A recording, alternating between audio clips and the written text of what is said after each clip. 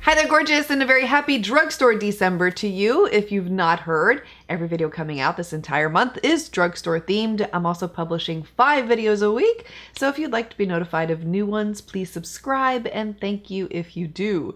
Today I'm sharing the makeup that I hit pan on in 2019. You'll notice that the title says drugstore and high-end. I am basically combining everything together within this video, and I did want to share my high-end hit pan favorites simply because they are of quality. So if you're looking for something new to try, I don't think you'll be wasting your money on any one of the options I have to share with you here today. So it is, I feel like, another way to save money if you're looking to try something new. First makeup product I have to share with you that I hit pan on several times this past year, probably needs no introduction. If you've watched enough of my videos, you can name this product. You probably already guessed it. N Wild Brûlée. This is one that I have used up so many times this past year. I can't tell you how many times I replaced this eyeshadow annually. And the best part is that it's so incredibly inexpensive for something that I use so often and that I go through so much. I don't feel bad about buying a lot of these, and you can generally find them for about $1 a piece in Walgreens and sometimes at the Dollar Tree stores. But sometimes they go on sale too for like 60 cents. So usually when I see sales like that, I stock up, and I have 2 backups right now. As I'm filming this video, I need to buy some more, but yeah, these are ones that I put on before every single eyeshadow look. It really helps with blending to lay down a shade that matches your complexion. And if you're fair like me, this is an excellent match for our complexions. Another one that I hit pan on this past year was the NARS Soft Matte Complete Concealer, and I am in shade Light 2 Vanilla. This is one of 3 concealers that I was rotating quite frequently this past year when I conducted my wear tests. So more often than not, when you saw my under eye area at the end of the day, I was wearing one of these 3. The other 2 that I would quite often wear this past year were the e.l.f. 16-Hour Camo Concealer and ColourPop's No Filter Concealer, which I'm really surprised I have not used these up yet, except the ColourPop one is starting to look a little haggard here. If there were a way to judge hitting pan on these tube concealers, I think I'm pretty close on those also. But would I repurchase the NARS one? Absolutely. If you don't mind the price tag of it, it is a wonderful, full coverage, beautiful concealer on the under eye area, and it lasts all day too. I have tried duping it with a drugstore concealer. I have not been successful, unfortunately. So again, if you don't mind the price tag, you would really enjoy this one. A lot of face products. I went through several this past year, so I will share foundations and BB creams with you here real quickly. The Soap & Glory Kick Butt All Day Wear Foundation. This is one I talked about in a video recently this past month. This promises 24-hour wear. They are absolutely correct in their claims. This is one of the foundations that I was reliant on this past year for keeping everything in place. Didn't move, didn't transfer, didn't sweat off. And I've pretty much bit the bullet on this bottle. It's pretty empty at this point. It's hard to get product out now. Another one that I really loved this past year when I wanted something that was more full coverage was the NYX Can't Stop, Won't Stop foundation. And this one is next to near being gone also. I absolutely love this formula. It provides such a beautiful, flawless finish on the skin. Again, like the Soap & Glory one, lasts all day, will not break down on you. Excellent if you have oily skin. And then a BB cream, if you are looking for something lightweight to wear that won't feel heavy on the skin. I mean, the other 2 I shared with you previously don't feel heavy on the skin. But if you want something that's really natural and looks effortless, Covergirl's Clean Matte BB Cream. This is one that I finally used up this past year. This is old packaging, obviously. And the best part is it lasts all day. This is another one that will go upwards of 16 hours on my oily complexion without breaking apart or sliding off. And high-end wise, the BB cream, or I should say, this is a tinted moisturizer that I fell head over heels in love with, was one from Laura Mercier. And this is another one that I am almost out of. The shade that I use is 1C1 Cameo. Again, lightweight, very fresh look on the skin, and just a gorgeous finish all the way around. Definitely one that I would repurchase. Powders. Okay, I have 4 of them to share with you. 2 are drugstore, 2 are high-end. Beginning with Rimmel's Stay Matte Powder. Love this stuff. It's still one of those drugstore powders that I fall back on. And speaking of which, I do have backups in my drawer right now because it's just wonderful formula. I love it.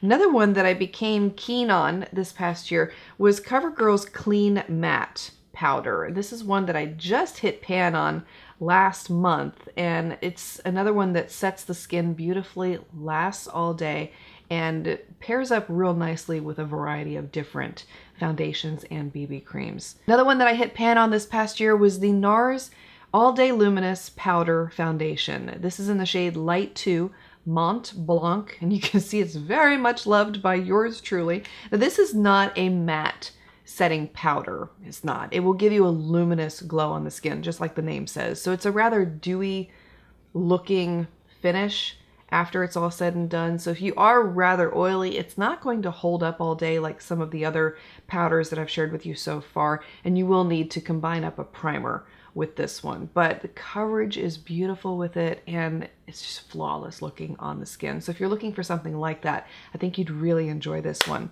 Now, if you are looking for a matte all-day wear powder foundation, that is excellent. I love this stuff.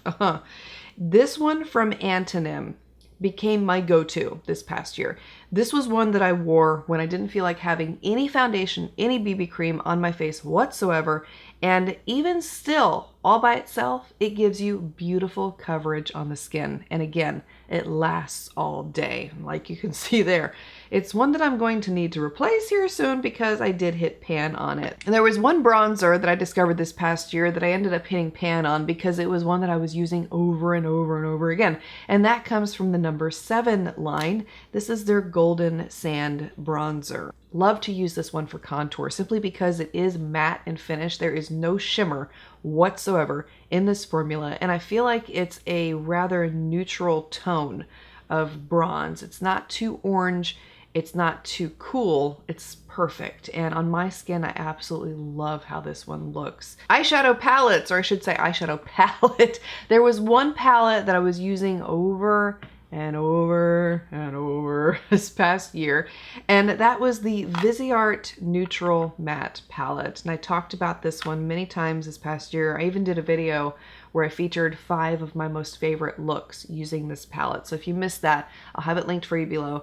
I hit pan on it because I was using it so much, and I think the reason why I was so attracted to this one was because of the cool neutrals that you can find within it. And being tired, sleep deprived, everything, it really helps to wear a cool toned eyeshadow on your eyes when you have rather red leaning eyes, because it helps to counterbalance the redness in the eyes. That's what I discovered anyway. So I wanted to share that with you if it's something that you deal with regularly. And this palette is of quality. It's one of those palettes that I know it looks expensive, but when you break it down per eyeshadow, it's actually no more expensive than if you were to buy MAC eyeshadow singles or even ColourPop singles, I feel like, but really great for the price. Lip products. There were 4 of them that I was using a lot that I'm going to have to repurchase. First one being the Covergirl Honeyed Bloom lipstick. I really don't like the smell with this. It's awful, but I love the color. And so, yeah, I kind of overlooked the scent and used it a lot. Probably gonna have to repurchase that one soon. The other one comes as no surprise, Maybelline's Blushing Beige. Great neutral nude pink. This is one that I pair up with so many different lip liners to get so many different looks with it. It's very versatile, very transformative, and you can also layer it over some of your darker nudes to help lighten them up a little bit too, and that was quite often how I was wearing it this past year.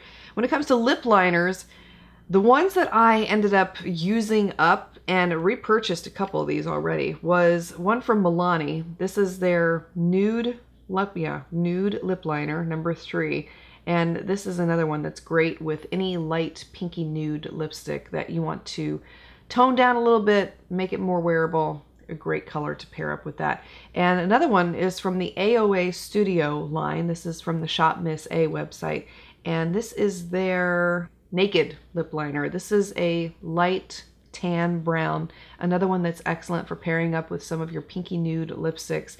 And the quality is really good. I didn't think that it would be that great given that it was a $1 pencil, but it's one that I ended up using over and over again in 2019. This was not a long list, unfortunately. I know I could sit here and go on and on about my favorites, but I've done that in so many videos already.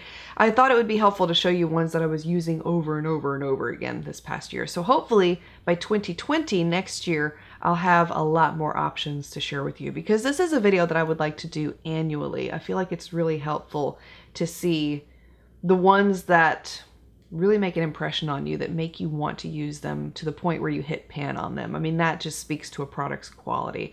So feel free to share your favorites also, and the makeup products that you hit pan on this past year. Would love to hear yours as well. Thank you so much for being here, for taking the time to watch, and I look forward to seeing you again tomorrow for another video in Drugstore December.